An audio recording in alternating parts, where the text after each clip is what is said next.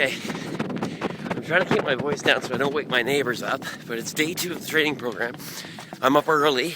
I'm supposed to be running a couple of hours on trail today in case you're going to follow along, and I don't have the time this morning because I'm leaving to speak at an educational conference later today. So I'm dragging my tire down the road and cutting the training time by about a quarter. So I'll run for an hour and a half dragging my tire, which is a killer for me, but anyhow.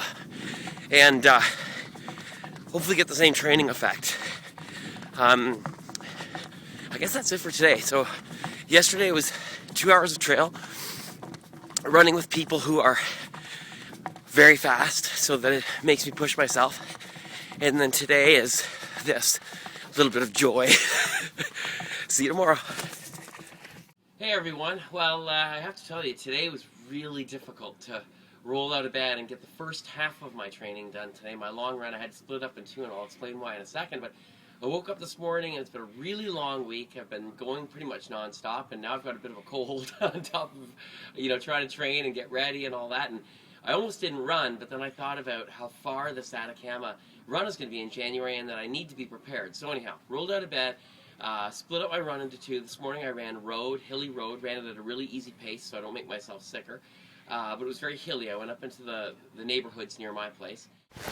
Alright, so training today is snowshoe running.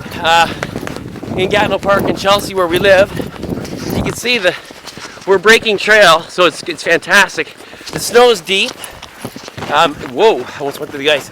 And it's very difficult to run in, but it's amazing training for us, especially for Atacama, because Kevin and I, over the course of the 12 or 1,300 kilometers that we'll run in that little more than a couple of weeks time, it's 80 a day. I'm about to go up a big hill. 80K or so a day carrying,